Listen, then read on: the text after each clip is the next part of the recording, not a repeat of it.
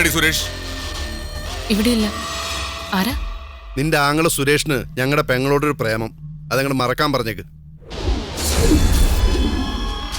ഇവിടുത്തെ ചെക്കൻ കാരണം ഞങ്ങളുടെ കുടുംബത്തിന് വല്ല ചീത്തപ്പേരുണ്ടായ ഒറ്റൊരുത്തിനും പിന്നെ അവനെ ജീവനോടെ കാണില്ല. ഭീഷണിപ്പെടുത്താണോ? ഇവിടെ പോലീസും കോടതിയൊക്കെ ഉണ്ട്. ഇവള് കൊള്ളാവല്ലോ ടോമിച്ച. പരാതി കൊടുക്കുമ്പോ ഇതുകൂടെ ചേർത്ത് കൊടുത്തേക്ക്.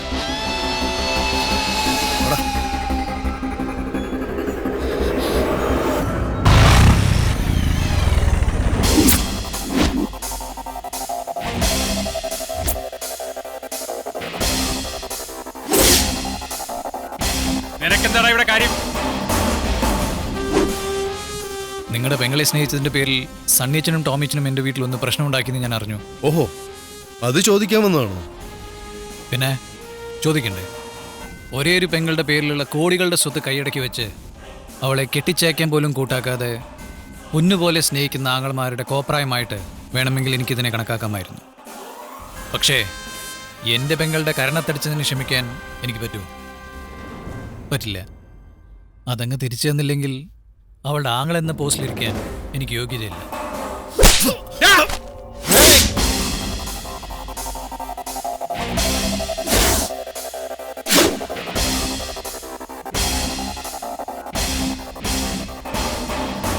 ഇവളെ ഞാൻ കൊണ്ടുപോവുക. നിയമാനുസരണം ഇവളെൻ്റെ ഭാര്യയാണ്. ഇതാ രജിസ്റ്റർ മാരേജ് സർട്ടിഫിക്കറ്റിൻ്റെ കോപ്പി. സമയം കിട്ടുമ്പോൾ വായിച്ചു പഠിക്കുക. പിന്നെ എനിക്ക് നിങ്ങളുടെ പണവും സ്വത്തൊന്നും വേണ്ട, പക്ഷേ ഇവളെ വേണം. മുത്തശ്ശി ഞങ്ങളെ അനുഗ്രഹിക്കണം. നിന്നെ അതെ, മാളിയപ്പുറക്കൽ വന്ന് ഷോ കാണിച്ചിട്ട് ഇവിടുത്തെ പെങ്കൊച്ചിനെ കൊണ്ട് ജീവനോടെ അങ്ങോട്ട് പോകാന്ന് വിചാരിച്ചോ നീ? അവരെല്ലാം എൻ്റെ പ്രൊട്ടക്ഷന് വേണ്ടി വന്ന പോലീസാ. കൂടെയുള്ളവര് എൻ്റെ സുഹൃത്തുക്കളും.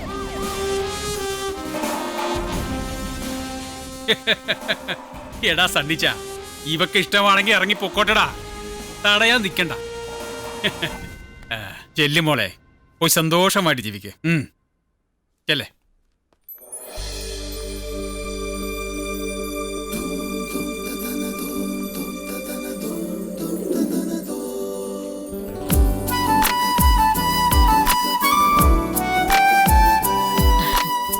കേറി വാ മോളെ.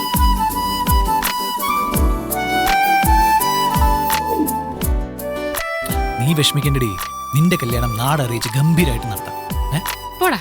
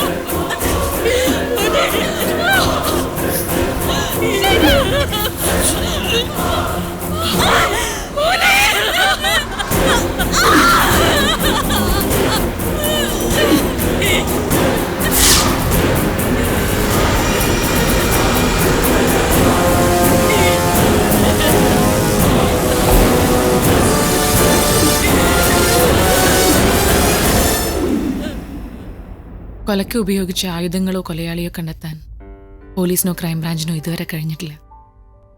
സ്വന്തം കുടുംബത്തിലെ പ്രതിയെ ചൂണ്ടിക്കാണിച്ച് അവൾ പോലീസ് സ്റ്റേഷനും കോടതിയും കയറിയിറങ്ങി. പണത്തിന്റെ സ്വാധീനത്താലും തെളിവുകളുടെ അഭാവത്താലും കുറ്റവാളികളെല്ലാം നിയമത്തിന്റെ കയ്യിൽ നിന്ന് രക്ഷപ്പെട്ടു.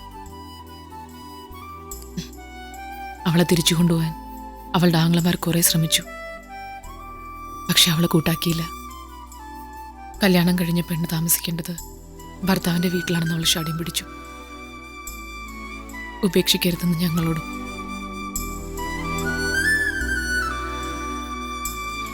ഭർത്താവ് മരിച്ചതിന്റെ പേരിൽ ഭാര്യയ്ക്ക് കിട്ടിയ ജോലിയുമായി അവൾ കോയമ്പത്തൂർക്ക് വന്നപ്പോഴും ഞങ്ങൾക്ക് ഒറ്റയ്ക്ക് വിടാൻ തോന്നിയില്ല. ഞങ്ങളും കൂടെ പോന്നു ഇങ്ങോട്ട്. ഇവിടെ വന്നപ്പോഴും അവർ ഭീഷണി തുടർന്നു.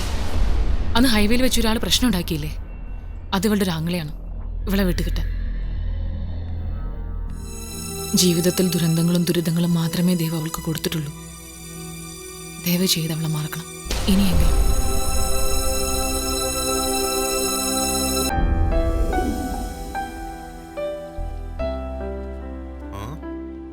എന്റെ കാൽക്കുലേഷൻ ശരിയാണെങ്കിൽ സംഭവ ദിവസം സുരേഷ് രേഖയുമായി വീട്ടിൽ വന്ന് കയറിയത് വൈകിട്ട് 5 മണിക്കാണ്. മണിയറയിൽ കയറിയത് രാത്രി 10 മണിക്ക്. കൊലയാളി മണിയറയിൽ പ്രവേശിച്ചത് രാത്രി 10:05.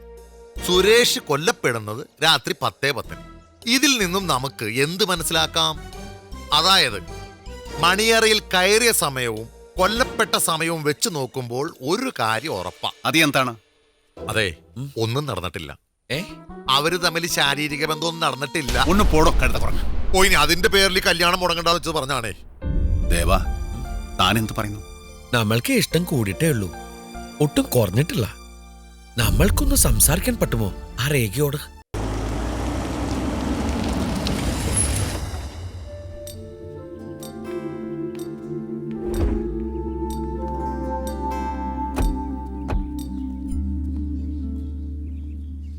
ക്ഷമിക്കാൻ കൊടുക്കണം. ഇയാൾ കാരണമാണ് നമ്മൾ വീണ്ടും ഇവിടെ വന്നത്. നിങ്ങൾ നമ്മളെ ഒരു ശല്യക്കാരായി കാണരുത്. വരൂ, അകത്തേക്കിരിക്കാം. കാര്യങ്ങൾ മനസ്സിലായപ്പോൾ ഇയാൾക്ക് ഒരു ആഗ്രഹം. കുട്ടിയെ ഒരു മിനിറ്റ് ഒന്ന് ഇന്റർവ്യൂ ചെയ്യണം. വേണ്ട വേണ്ട എന്ന് നമ്മൾ ഒരുപാട് പറഞ്ഞു. ഇയാൾ കേൾക്കാൻ കൊടുക്കണ്ടേ? ഇയാളുടെ മുഖം ഒന്ന് വാട്ടിയാൽ നമ്മളുടെ സംഘ് പൊട്ടും. ബുദ്ധിമുട്ടാവില്ലെങ്കിൽ ഒരു 1 മിനിറ്റ്. അവളാ മുറിയിലുണ്ട്.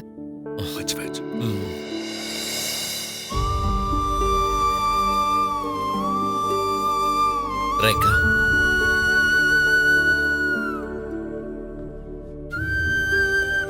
ഒരാളെ ജീവന് തുല്യം സ്നേഹിക്കാൻ കൊടുക്ക, അയാളുടെ വേർപാടിൽ ജീവിതകാലം മുഴുവൻ ദുഃഖിക്കാൻ കൊടുക്ക. നമ്മൾക്ക് അറിയാൻ പറ്റണില്ല, അതാണോ ജീവിതം? ഊർപ്പാട് ഇഷ്ടപ്പെടുന്നവരെ ദൈവം നേരത്തെ വിളിക്കാൻ കൊടുക്കും, അതാണ് പ്രമാണം. അങ്ങനെ കരുതി സമാധാനിക്കാൻ കൊടുക്കാം.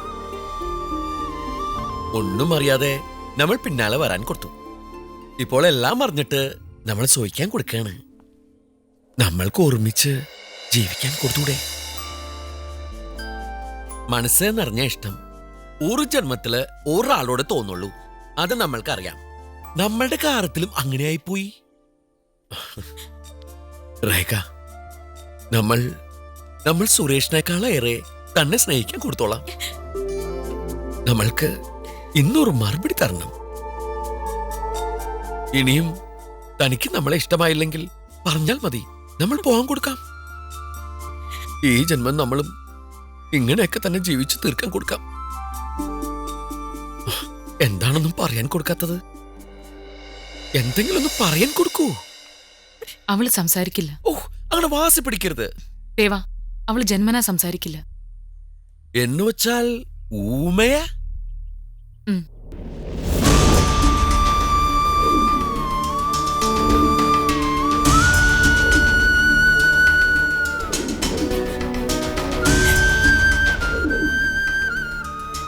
എല്ലാം അറിഞ്ഞുകൊണ്ടാ സുരേഷ് ഇവളെ ഇഷ്ടപ്പെട്ടത്.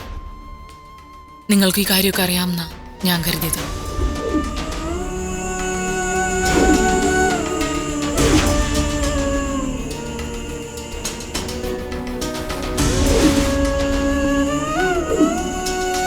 ആ കുട്ടി സംസാരിക്കണോ?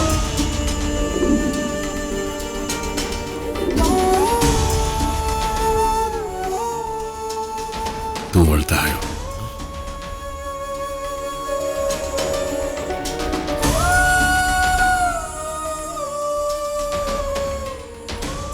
ഒരുപാട് കഷ്ടപ്പെട്ട കുട്ടിയാണ്. നമ്മൾക്ക് അതൊന്നും അറിയാൻ കൊടുത്തില്ല. ഇനിയിപ്പോ എന്താ ചെയ്യാൻ കൊടുക്കണ്ടേ? അന്നു നമ്മൾക്ക് ആ കുട്ടി മതി. സംസാരിക്കാൻ പറ്റില്ല. എന്ത് കുറവുണ്ടായാലും നമ്മൾ സഹിക്കാൻ കൊടുക്കാം. അവളെ അത്രയ്ക്ക് ഇഷ്ടപ്പെട്ടു പോയി. തനിക്ക് ഇഷ്ടമാണെങ്കിൽ നമ്മൾക്കും ഇഷ്ടമാണോ? അന്നു ഒന്നോർത്താൽ സംസാരിക്കാതെ ഇരിക്കുന്നതാണ് നല്ലത്. സംസാരിച്ച് നമ്മളെപ്പോലെ കുഴപ്പമാവില്ലല്ലോ. അന്നും പക്ഷെ അവൾക്ക് ഇതുവരെ സമ്മതിക്കാൻ കൊടുത്തിട്ടില്ല. അവൾ സമ്മതിച്ചില്ലെങ്കിൽ പിന്നെ ഈ ജന്മത്തെ നമ്മൾക്ക് കല്യാണമില്ല. കണ്ട സ്നേഹ കണ്ട, ഇതാണ് സ്നേഹ. കറ തീർന്ന സ്നേഹ. സ്നേഹ കൊടുത്താൽ സ്നേഹ കൊടുക്കണം. ഈ സ്നേഹ വേണ്ടെന്ന് വെച്ചാൽ ഈശ്വരന്മാർ പോലും പൊറക്കില്ല. സുരേഷിന്റെ അമ്മയും സഹോദരിയും ഒക്കെ ആഗ്രഹിക്കുന്നത് തനിക്ക് നല്ല ഒരു ജീവിതമാണ്, തന്റെ സന്തോഷമാണ്. തനിക്ക് ഒരു ജീവിതമില്ല എന്ന് ഓർക്കുമ്പോൾ സുരേഷ് മരിച്ചതിനേക്കാൾ സങ്കടമാണ് ഇവർക്ക്. അല്ലെങ്കിൽ അവർ പറയാൻ കൊടുക്കട്ടെ. എന്റെ മോള് ഈ കല്യാണത്തിന് സമ്മതിക്കണം. ഒരൊറ്റ മിനിറ്റ്, ഒരു കാര്യം പറയാൻ പറ്റില്ലെന്നല്ലേ ഉള്ളൂ. എഴുതാൻ കൊടുക്കാമല്ലോ. ഒരു പേനയും പേപ്പറും എടുത്ത് ഒന്ന് എഴുതാൻ കൊടുക്കൂ. നമ്മളെ ഇഷ്ടമാണെന്ന് വെറുതെ എഴുതാൻ കൊടുക്കൂ, നല്ല രസമായിരിക്കും. ഇനി എഴുതാൻ ബുദ്ധിമുട്ടാണെങ്കിൽ കൈകൊണ്ട് ആംഗ്യം കാണിക്കാൻ കൊടുക്കൂ. ഇങ്ങനെ I love you. I love you.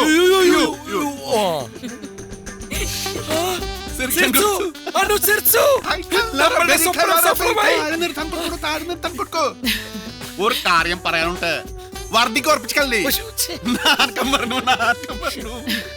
കല്യാണം ഉറപ്പിച്ചു.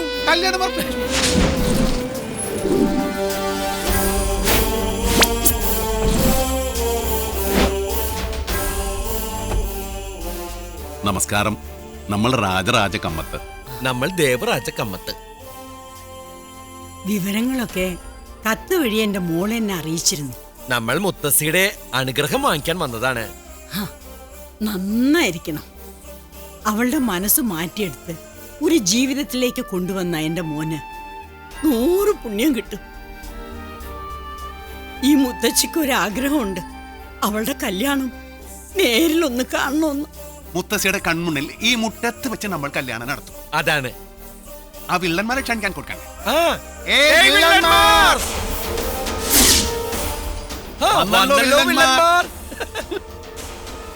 നമസ്കാരം. നമ്മൾ രാജരാജ കമ്മത്ത്. നമ്മൾ ദേവരാജ കമ്മത്ത്. ഇനി അറിഞ്ഞില്ല, കേട്ടില്ല, പറഞ്ഞില്ല എന്ന് പറയാത്ത നിങ്ങളുടെ വീട്ടിൽ ഒരു മംഗളകർമ്മം നടക്കാൻ പോകുന്നു. ഒരു കല്യാണം. വരൻ നമ്മളുടെ അനുജനാണ്. ഞാനാണ് വധു രേഖ. നിങ്ങൾ പറഞ്ഞാൽ അറിയും, ഇവിടത്തെ മുത്തശ്ശിയുടെ പേരക്കുട്ടിയാണ്. എല്ലാവരും മരണം. നമ്മൾക്ക് സന്തോഷമാണ്, നിങ്ങൾക്കും രസമായിരിക്കും. കല്യാണം ഈ മുറ്റത്ത് തന്നെ വെച്ച് നടത്താമെന്ന് നമ്മൾ മുത്തശ്ശിക്ക് വാക്ക് കൊടുത്തിട്ടുണ്ട്. അപ്പോ എല്ലാവർക്കും പങ്കെടുക്കാൻ എളുപ്പമല്ലേ? 2 അടി വെച്ചാ പോരെ. നീയൊന്നും വീടിന്റെ മുറ്റത്ത് കടക്കില്ല. മാളികപ്പുരക്കാരുടെ കളിക്കുന്നത് നിനക്കൊക്കെ ഓർമ്മ വേണം. ഓർമ്മയുണ്ടല്ലോ. ഏതായാലും മാച്ച് ഫിക്സ് ചെയ്തു. ഇനി ആർ ജയിക്കും, ആർ തോൽക്കും, ആർ ഗോളടിക്കുമെന്ന് നമുക്ക് കൽക്കാലത്തിൽ കാണാം. അന്നു നമ്മളുടെ പാർട്ടിക്ക് ആളിയന്മാരെ വിളിക്കാൻ കൊടുക്കണ്ടേ? അയ്യോ, അത് മറക്കാൻ കൊടുത്തു. നാളെ വൈകുന്നേരം സന്ധ്യയ്ക്ക് കോയമ്പത്തൂർ സിനി ക്ലബിൽ ഒരു പാർട്ടി ഉണ്ട്. മലയാളം പാട്ടുണ്ട്, തമിഴ് പാട്ടുണ്ട്, കൊങ്കണി പാട്ടുണ്ട്. അതെ, കുടുംബസമേതം ഫാമിലി ആയിട്ട് വരാൻ കൊടുക്കണം, പങ്കെടുക്കണം, ആശീർവദിക്കണം. സ്വന്തം മലയാനാണ് വിളിക്കുന്നത്. അതെ, നല്ല സദ്യയുണ്ട്. വന്നെ വയറ് നിറച്ചാൽ നക്കി നക്കി തിന്നാൻ കൊടുക്കാം.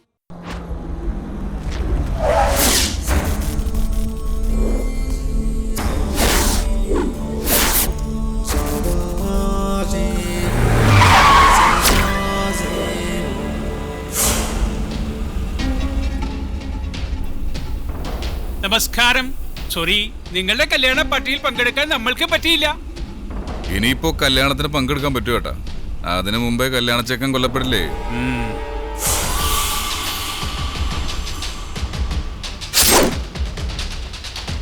സുരേഷിന്റെ മർഡർ കഴിഞ്ഞിട്ട് മുംബൈക്ക് മുങ്ങിയതാ കക്ഷി. ഇപ്പൊ പൊങ്ങി നിന്നെ കൂടെ അങ്ങോട്ട് തീർക്കാൻ. വിക്രം,